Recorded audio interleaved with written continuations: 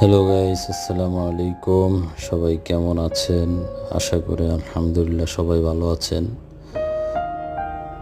আজকে পবিত্র জুমার দিন।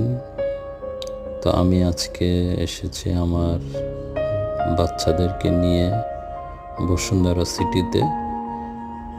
বসুন্ধরা সিটিতে এখানে টগি ফান ওয়ার্ল্ড। এখানে বাচ্চাদের খেলার জন্য অনেক সুন্দর মনোরম পরিবেশ একটা জায়গা, সম্পূর্ণ এসি করা। বাচ্চারা কোনো ক্লান্ত অনুভবই হবে না এবং খুবই মজা পাবে। আপনারাও আসতে পারেন আপনাদের বাচ্চা কাচ্চা নিয়ে।